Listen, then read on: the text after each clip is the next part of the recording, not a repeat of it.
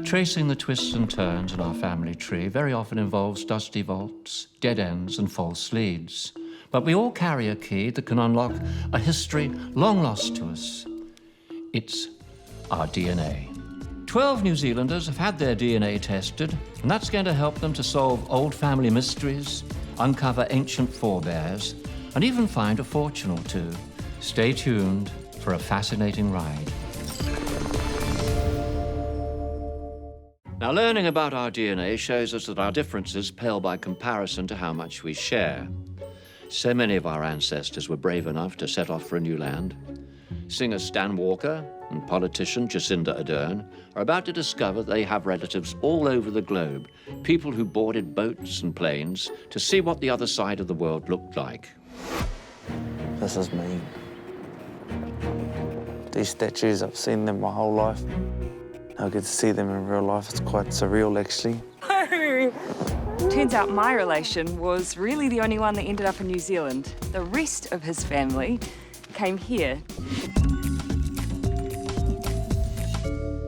Political bright spark Justinda is keen to discover more about the people who have populated her past.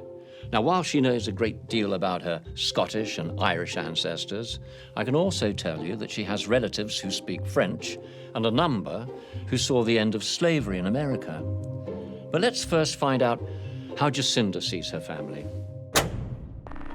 I definitely would describe myself as a really family-orientated person. My family's really, really important to me, but unfortunately in the last few years, we've been all in different corners of the world. My parents are living in the Pacific Islands, my sister lives in the UK, but of all of us, I think probably I'm the most family-obsessed one of all of us. So yeah, family's really important to me. There's a little bit of mystery on my father's side of the family, never being entirely clear who my biological grandfather is. My sister was doing her science homework one day and asked my father for his blood type and then for my grandfather's, and with that simple wee piece of information, realised that it was quite impossible. Justinda, welcome. Thank you, Richard. Sit yourself down. Thank you. Make yourself at home. Now, how did you get into politics? Well, sort of by accident, sort of by design. I've just always wanted, I guess, to change the world, as cliched as that sounds. Did you? Yeah, and I certainly didn't start out believing that I would be a politician. I just wanted to help, wanted to change things, and it eventually led down that path. And in this world that you've entered, is there any particular highlights? Well, I've never actually won, so I guess I'm waiting for a career highlight, as it were, but I'm an eternal optimist. Well, Justinda, there seems to be some sort of mystery regarding your father's ancestry. What do you know about that? Not a lot, to be honest. We really don't know much about one side of my father's family at all, so it would be good to answer some questions. I think we may be able to shed some light on that, but not going to give too much too soon. Right, we've got some of your results, and if we look at the screen over there, we'll be able to see them. So, we've got 54% British and Irish, 29% Northwestern European, and that tallies with your family tree, of course, but there's a couple of interesting numbers. 10% French-German, 3.7% Scandinavian. You also have a small percentage of Eastern European DNA. Does that come as a surprise? Yeah, it does. So where do you think you might be headed? If I were to put money on it, I would say Scotland or Ireland. That's always been where most of my ancestors are from, so that seems the most obvious place for me. Yes, well, yes, there might be a couple of surprises here for you. I'm not going to say any more. I'm going to give you this device with which you're going to keep in touch with me and me with you. Thank you. And I wish you bon voyage. Thank you very much, happy Richard. journey. Thank and lots you. of discoveries. Thank you very much. Thank you for coming. Thank you. Well, Justinda better pack a sun hat because she's about to discover that her father's ancestors rather like the coast around the Mediterranean. Well, who doesn't?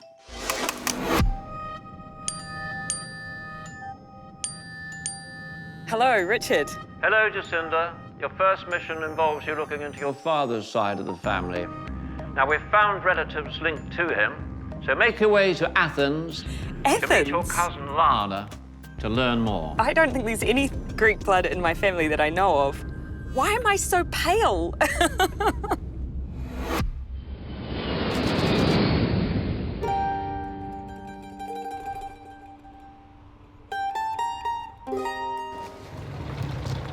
I've always considered myself to be grade A pasty. My father, he's a completely different shade to the rest of us. And so, yeah, we've always had questions around where that might have come from. That says, yeah, that's probably a little bit of Southern European, Italian, Greek. So apparently I'm meant to be meeting Lana here somewhere. I'm told that she is my fourth cousin. I thought all of my cousins lived in Hamilton and the Hawke's Bay, so this feels pretty exotic right now.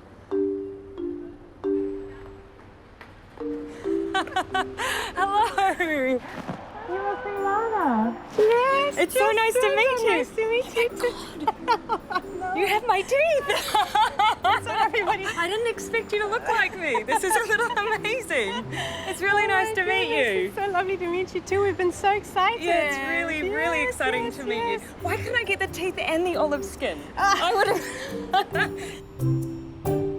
So I think we might be related on my father's side, but I know very little about his heritage. Maybe you can help me fill in a little gap. Well, I think we're also related through my father's side, through his mother. Her name is Dorothy West, and she's supposed to have had Irish, Scottish, possibly Welsh heritage. So I'm hoping to be able to now find more about her father. They have some records of them in Mafeking in South Africa, but I haven't been able to trace yet where they are from in the UK. So at some point they've migrated from the UK over to South Africa, and that's probably where our family tie is. Where we'll figure something out, yes.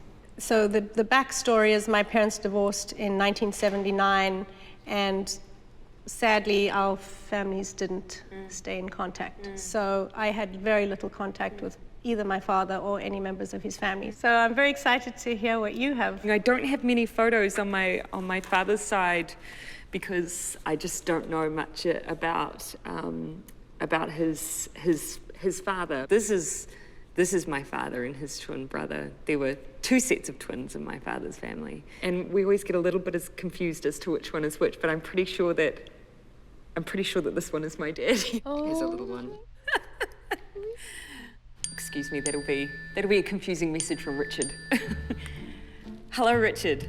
Well done, you two. Your reasoning's exceptionally sound because you connect through your father's British ancestry. Huh.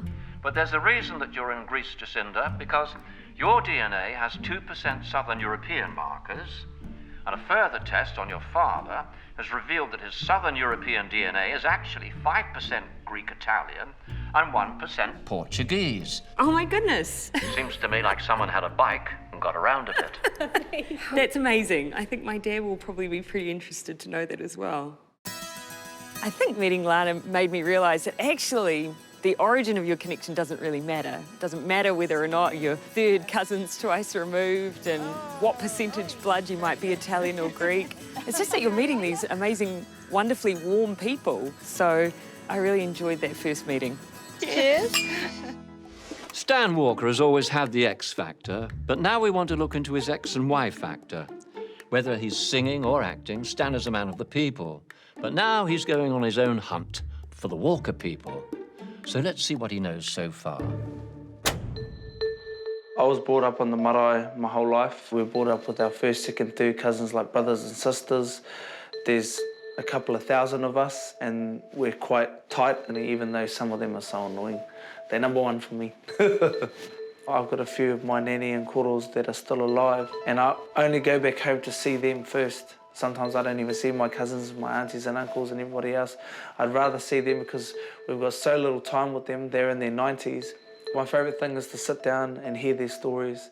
And me being who I am today and achieving what I have achieved, I feel like I'm a reward for all the hard work, sacrifices that the generations before me made. I'm that annoying person that loves to talk about my family when I come from, so when I find out that I'm Brazilian, oh, you watch out. Stan, come along in. Welcome, welcome. 3 times welcome. Thank you very much. Sit yourself down. Now, you were a singer, basically. Well, it was Yeah. a singer that brought you to the attention of the public. Yeah.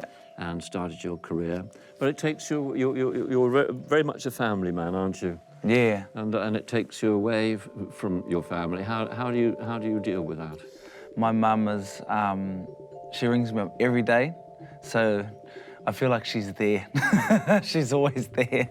You're rather interested in maybe an Indian connection in your family, is that true? Yes, because my grandmother's part Indian, and I met my grandmother when I was 9, and I think when I was about 15 or 16, I found out that she was Indian. All she knows that, you know, her great-grandfather came from there, and that was it. OK, well, we might have a bit of information on that for you at a later date. Yes. Not just yet. We've got some of your markers in here. If you look at the screen, we'll take a look at them.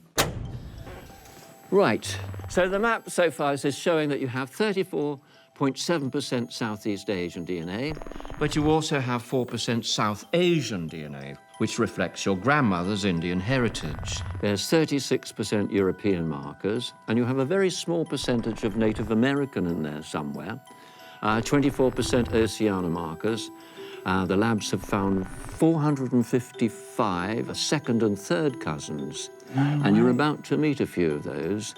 Now, I want you to take this device with you, if you wouldn't mind, and I shall be in touch later on. Thank you so much for coming in, Stan. Thank you so much. Bon Thank you very voyage. much. Have a good trip. Thank you. Well, we know Stan has what it takes to be an X Factor idol, but where he's going to meet some real idols.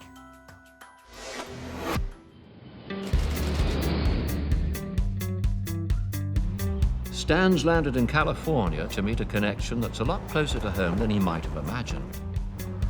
I don't think I had any family or knew anybody or, you know, was related to anybody in America, so this is going to be really weird. Oh my gosh. Kia ora. Kia ora. Yeah. Stan, Yes. welcome. Nice Kia ora. to meet you. I'm Zena, Kia ora. and I think we're relatives. Oh my gosh, this is so... And we have a surprise for you. Oh, really? Yes, come with us. Kia ora. Kia ora. My name's Stan. Stan, my name's June. Nice to meet you. Same Oh my here. gosh, this is really amazing. All right. And I guess I heard we were related somehow. Somehow. My father was Kaihu Renata. The Renatas. Renata, yeah. Oh my gosh, there's heaps from back home. And there he is. I had 2 brothers and a sister, and my mother and father were from England. I couldn't figure out why I was brown and they were white. And then one day, a tall Maori came, Kaihu, to see my sister. Well, that's when I found out that my sister was my mother. Oh my And gosh. my brothers were my uncles. And my parents were my grandfather and grandmother. Oh, true. I was told the truth that Kaihu Renata Tinahuru, he was my father. Wow. When I was about 20, I met the sailor. He was drunk. They stumbled across the dance floor and one said to the other, "I dare you to dance with that girl." That was me. He comes over and picks me up, swings me around. He pulled my dress and it came undone. So I had to go sit down, and that's how I got to know him. Oh. And you sailed to America? Yeah, I came into San Francisco on April the 7th, 1946. Far out. That was the Lurleen that took the war rides across. There's 1,200 of us on board. So you've been here for a long time now. Do you still feel, as a Māori, do you still, being over here I for so long? still think of the Maori connection. Yeah. You feel that strongly. Yeah. And all my kids do too. They go back there and they've met some of the family, the Maori side. Yeah. I just love your tattoo too. Oh, thank you. My cousin did this for me. This is a hammerhead shark. It represents my guardian. That's my grandmother who passed away and my Yes, yeah, it grandfather. represents, every little thing represents something. That represents my marae, and that little koru there represents the baby that I lost. A lot of people just get it for the look, but this is, you know, this is our whakapapa, our history, and, you know, our family, and to bring something from home for you. Isn't that beautiful? Do you want me to put it on you? Yes, please. Great. Thank you so much. Thank you so much. Meeting June was really awesome for me. Just hearing her story was one of my favourite things. Her journey of life is incredible, and I feel like she's a woman of solid character. And after 70 years living in the States, she's retained a strong sense of being not just Māori, but being a Kiwi. And she's still strong with connecting back to her roots, especially for her kids and her grandkids and her great-grandkids. They're very proud of their heritage, and it's awesome for me. I'm proud to see other Māori who have never been brought up Māori, proud of their heritage. If you got Māori in you, you know, eventually it's gonna get you. Justinda Ardern came to Greece to learn about her father's family history, and now she's about to find out that Athens is also a part of her mother's history as well. When I was a student, I always really loved history. I always loved politics. I guess Greece for me represented a combination of those two things. But being here and experiencing it rather than doing it via correspondence in the Morrinsville College Library is pretty special.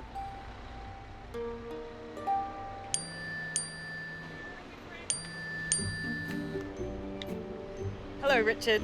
Good morning, Justinda. Now, your father's DNA has led you to Athens, but it's a very important city for your mother's family as well. Your great-uncle, Albert Sidney Cammack, died here trying to keep the German army at bay. His company blew up roads and bridges so that the Anzacs could escape. 50,000 made it out before the Germans invaded, and he now lies up the coast in the Phaleron Cemetery. Now, over the years, I've gone through a lot of records around my relatives' involvement with both wars. Arriving at the cemetery in Greece, not realising that I had a relative there, and just seeing those hundreds of tombstones in that beautifully kept cemetery, but knowing a relative was there who had been buried so far away from home, it was a really powerful thing to have a chance to go and see. A.S. Cammack, New Zealand engineers, died 26 April 1941 at age 42. Cammack is a relative of mine on my mother's side via my grandfather. They were migrants from Ireland to New Zealand, and I had absolutely no idea that one of my relatives was buried here, which is really, really, really sad. So he was an engineer, a sapper, 2173. Sappers, they were, I guess, the workers, built the roads, built the bridges, cleared the mines. Workers of the war, I guess. Seeing the actual physical place where a relative was buried in an overseas country that really brought home for me how difficult that must have been for relatives at that time to know that that person would be buried so far away and they'd potentially never ever have a chance to visit that site.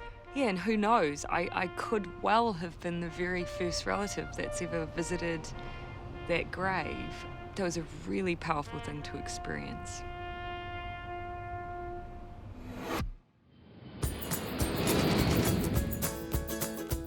Stan Walker is on his way to Las Vegas to meet his cousin Klaus. Well, this is not a casino. And so I'm about to go and meet my relative. Hi, Stan. Hey. My name's Klaus. I think we might be related. All right, nice to meet you. You too. Come on in. When I first saw Klaus, I was just like, oh my gosh, it's like looking at my own people. It's like looking at my own family. It's crazy how we look alike, isn't it? I know, I feel like that you could actually just be just one of us. I completely agree. I mean, you look like a younger version of me. Wow. That's good. So my question is, why did you get your DNA tested? My children had some health issues, so their mother thought that maybe I should look into my ancestry. and see how much we match DNA-wise. So when I got the results back from the lab, you showed up as my second cousin.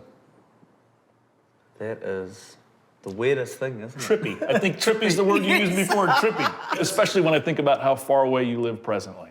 I know, it's like we're literally on the other side Literally of the on the other side of the globe. And like Māori people are very staunch and knowledgeable of where we come from and who's our family and how we're connected. It gets handed down. It's genealogy, but we call it our whakapapa. It's interesting to hear you talk about that, where when I think of my side of the family, my father is almost the opposite of what you're describing with how close he is with his family. Yeah. And the other side is my mother. And my mother's Polynesian. Look at that. Wow.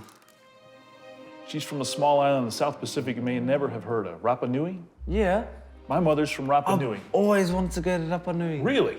Always. So when I think about the way you describe what you're talking about with, tell me that word again? Whakapapa. Yeah, that part that you're describing, she talks about that as well when she was a child, and how this person was her brother, who was also her godfather, who was connected to this, where exactly what you're describing. So that must be the connection somewhere from that side of my family. Wow, I did not know that you were a Rapanui. I tried to hide that part of my life for a long time. Growing up in Virginia, being a little ostracized because people don't look like you and I do. Yeah. Grew up, got older, started to meet more sophisticated girls that weren't from places like Virginia. Yeah. I started to be a little more interested in where I came from. Yeah. And my mother died when I was young, and she's buried there. Yeah. So I thought I should go back and visit.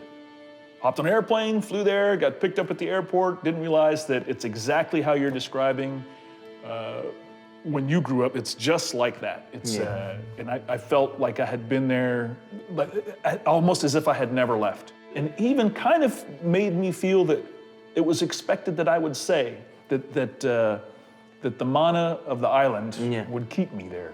Yeah, I've never actually met anybody from Rapanui. Well, far out. Oh my gosh. You know, when I look at these, honestly, I just see like Māori people.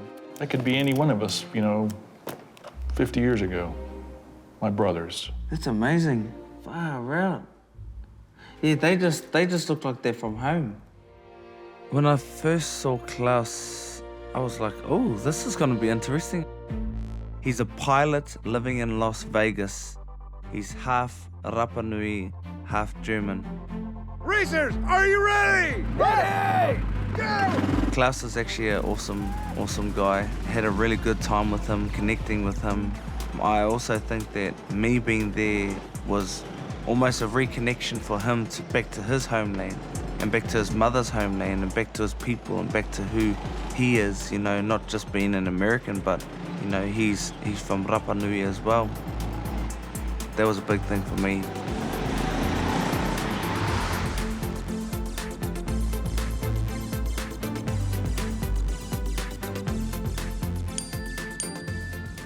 Here we go. Sorry. No worries.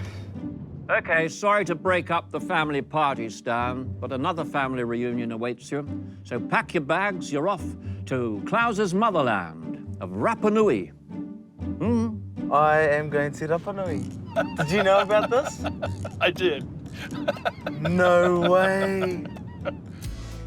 Justinda Ardern is digging deeper into her Irish roots. Having discovered her great-uncle died in a battle in Athens, she's now in Syracuse in America to meet Bruce, another cousin from her mother's side.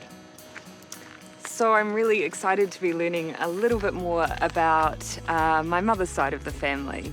The Cammocks came out from Ireland to New Zealand, and I think it's kind of easy to believe that that was the beginning and end of their story in a lot of ways, but turns out my relation was really the only one that ended up in New Zealand. The rest of his family came here to Syracuse. And the reason I'm happy to learn about this side, well, my great-grandmother, Louisa, her mother died after giving birth to her, so she knew almost nothing about this side of her family. So pretty special to learn a bit more about them and to be here to do it. Justinda's great-great-grandparents, Esther and Alexander Cammock, sailed to New Zealand in 1867. And while they were doing that, Alexander's 2 brothers and sister emigrated to the USA, where the family remains deeply entrenched. Hi, you must be Bruce. Hello. Oh, it's such a... Justinda. I am. Cousin. Such a cousin, How are Bruce. you? It's How such are a you? pleasure to meet you. Oh, it's great. Thank you so and you much. came all this way. Just for you, Bruce. That's right. What a great trip, huh? It's been Yeah, wonderful. yeah. I didn't think I would end up in Syracuse, This I have is to a say. strange place to meet people. It's though. unusual. Yeah, A graveyard, especially yeah, unusual. especially this one. Yeah. Yeah. So you've got family members right here. Right here, right here. That's my grandfather. Alexander. That seems to run through the family, that It name. does. I have a map. These are all relatives. And so there's some hidden. Kameks scattered around here as well. Oh, yes, yeah. Yep. So his mother was a Kamek, Yes. Margaret. Margaret. Stones. So my great auntie. Yes, Correct. correct. Right. Oh, Yeah. fantastic. So made the link already. The great thing about meeting Bruce was it was such a direct connection.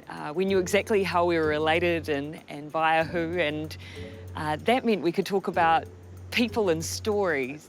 So Isabella, who I think would have been your great aunt, she died 3 weeks after giving birth to my great grandmother. Yeah.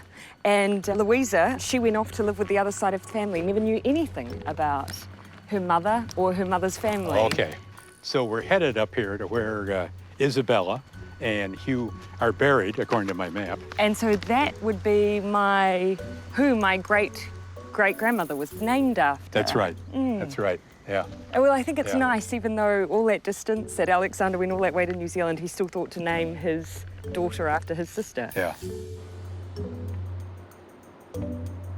These were my great-great-great-grandparents, but Alexander is the only one that came to New Zealand here to Syracuse. And 3 other siblings came to the United States. All of them, bar him. So any idea why he chose New Zealand? He knew something they didn't know. Must Clearly. be. Alexander's sister, Margaret, who was my great-grandmother, she came here with a big brood of kids and settled in. She was here a long time. I mean, she lived another 40 years or more. Margaret and her husband, Hugh, my great-grandfather, had each been married once before, and then they married each other. So they had some of her children and some of his children and some of their children. And then a whole bunch more. Yeah. So, Bruce, it strikes me that there are a lot of Kameks involved in both World War I and World War II. Have you struck that as well? What I find really remarkable is how many New Zealanders went to war. 10% of the population in the First World War, and it must be 8% or so in the Second World War. Given that, it's not remarkable how many Kameks were involved. But, Of course. But sure, I think there are 8 or 10 who lost their lives in the 2 wars combined. When we were in Athens, we ran out and found Albert Sidney's gravestone. Oh, that's great. You can see that there. That's great, yeah. In the most beautifully well-kept April cemetery. 1941. Find There was where he another that I found who also, I think in the Netherlands, was killed. He was apparently very good at shooting down what they called flying bombs. And the flying bombs were the Germans' V-1 and V-2 missiles. So we had aviators and engineers. That's right. To hear the stories of the other half of the family that came to Syracuse, and to know that your relatives took a different path, and to know probably how close you came to never existing had they just settled somewhere else. Now, it was a really interesting conversation to have. I think that one thing that struck me, though, in having a chat with Bruce, was that both of us had some unanswered questions. And as Bruce said, well, you know, my relatives never left me a note. I think we should leave more notes, you know, because someone out there one day is going to be interested in our lives and the choices that we made. Hi, Richard. It's a long way to Tipperary, but you're not going there. Yes, it's Au Reservoir, Syracuse, and bonjour, Montreal. Montreal? Ah, mais oui. The most French of Canadian cities. And you're going to meet your DNA relative, Whitefeather, in her laboratory. Whitefeather? I have never heard of the name Whitefeather before. Well, I guess we're going to Montreal. Entertainer Stan Walker's DNA odyssey led him to America, where he met his cousin Klaus and learned of the family connection to Rapanui. And now he's about to learn a whole lot more.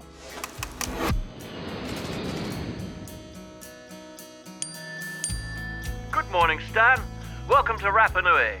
Much like the Maori people, the local chaps have an exceptionally rich history, so we've arranged for your third cousin, Nico, to share some of that with you.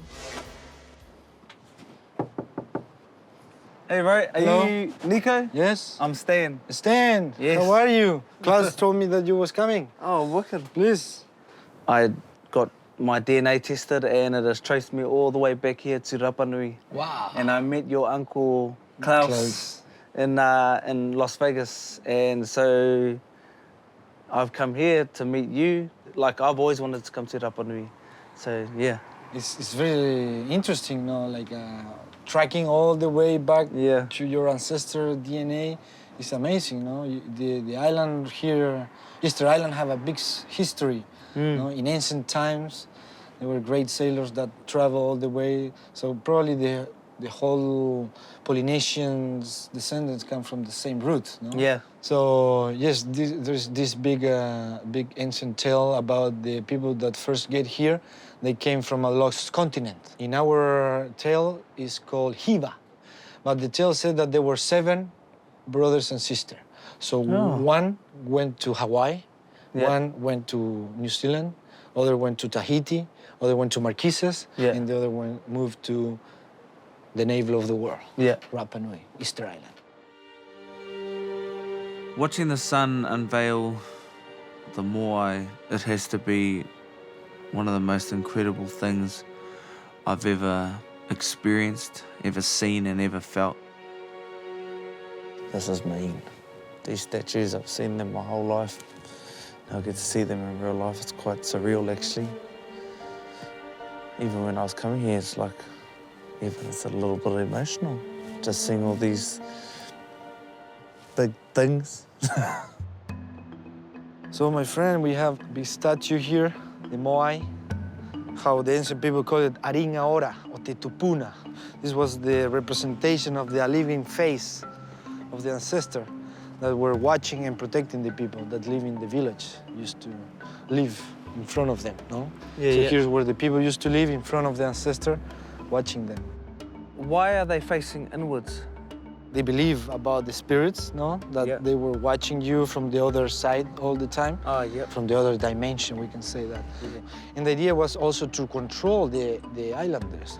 Because many people believe why they are not looking to the sea against the enemies that arrive. No?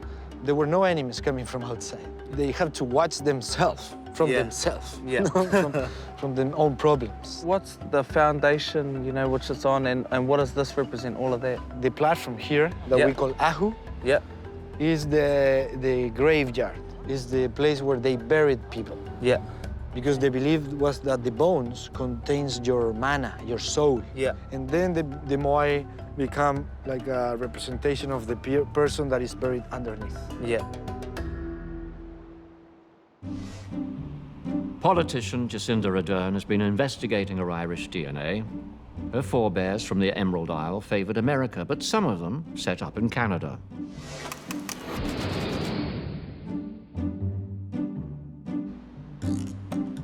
So I've made it here to Montreal and I still have absolutely no idea why I'm here. I don't know if I'm meeting a relative or a complete stranger. All I know is that I'm meeting them here at the university and that we're going to a lab. But for now, we wait.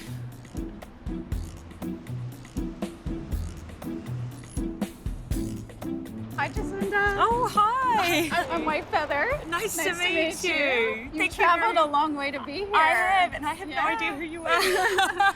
Well, you're gonna find out. Oh, awesome. But I'd like to bring you into my lab. Okay. Okay? This sounds really ominous, but okay. Oh, it's gonna be fun. Awesome. Yeah, Thank you. Thanks for meeting me. So Shall come we? with me. So Whitefeather, I still really don't have much of an idea as to why I'm here, and I'm hoping that you might be able to give me a little bit more information, a clue maybe. Am I related to you? The first thing I can tell you is that yes, we are related. Oh, wow. Okay. Yes, and in fact, when I sent my genetic information to be compared with yours, we were almost identical.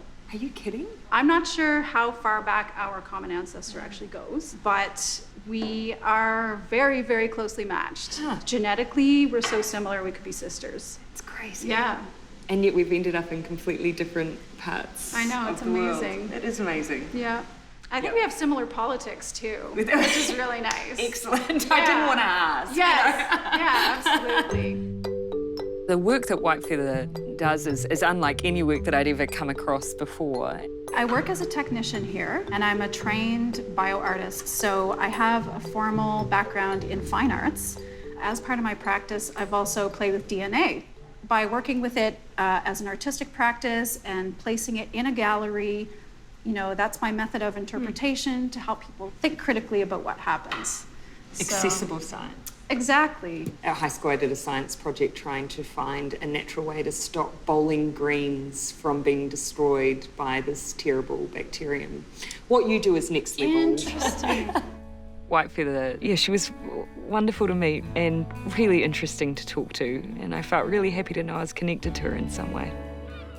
Ultimately, I think the thing that I'll come away from this trip feeling overall is that as much as I've always thought my heritage was boring, you know, I was Scottish and I was Irish, behind that ancestry sits these amazing stories, these powerful, courageous individuals who I feel really proud to be connected to.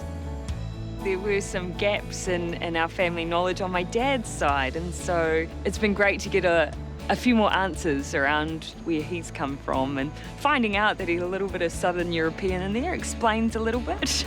It doesn't change anything about anyone's upbringing or origins or stories, but it is good to know, and it's been really interesting to find out.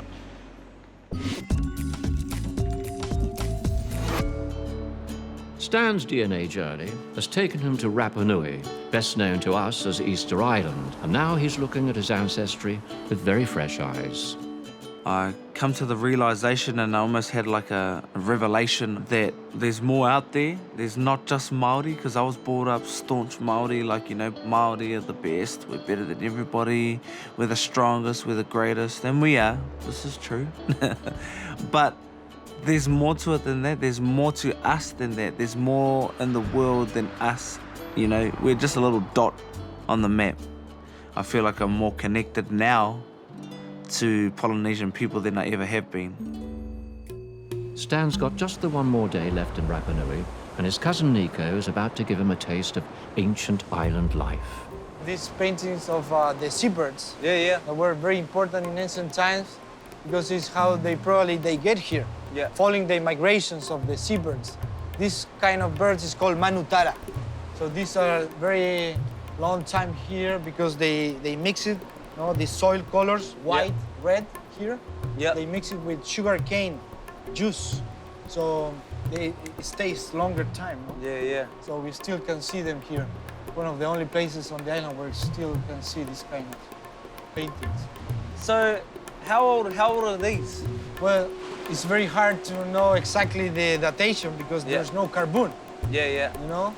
So that's why the history of Easter Island is so mystic. No, mystical, because we don't know exactly when a statue was shaped, for example. Look at these. It's a long time.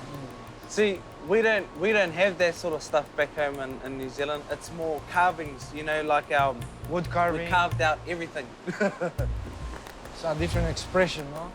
They also made petroglyph. No, like a carving, but on the stone. So they were living in the Stone Age, but in a very later period. We are still in contact with the nature. We can fish, we can spear dive.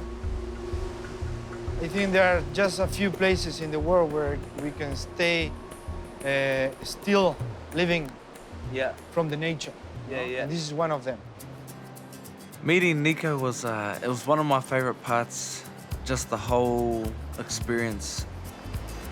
I keep fighting and pulling off. Bringing up when you feel it. Oh, I can see it. Oh! You see? Yeah. They're coming in. This is mean.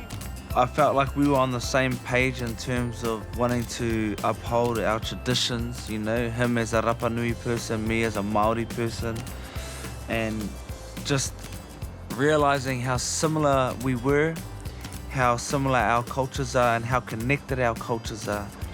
So you love living on the island, bro? Yes. Look at my office. Yeah, bro. That's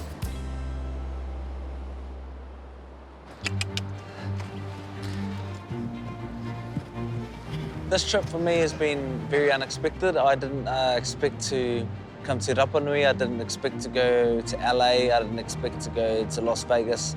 To come here and find out that, you know, once upon a time we were one people, Māori, Tahitians, Rapanui and Rarotonga and even Hawaii, you know, we were all one at once, way back in the days. You know, as Māori, we talk about Hawaii. We come from a place and everybody shares the same sort of story, maybe a different name, but it's a lost continent where we come from. We share the same history, just slightly different stories. I feel like I've come home in a sense, learning about myself, about my history, for myself and for my family. And yeah, it's been incredible meeting the people I've met, amazing, my relations on the other side of the world, in Chino Hills, in Las Vegas, and in Rapanui. To find out that these people share the same DNA, the same blood as me, I feel that same feeling, that whānau, that whakawhanaunatana. Yeah, it's awesome. I'm gonna take away that. More whānau. Che. Our DNA contains tiny hints that tell us how our forebears traveled. It shows us where to look, to uncover traces of their lives and the stories we find to help bring them back to life. I wonder who's going to be brave enough to take the test next week. Why don't you join me to find out?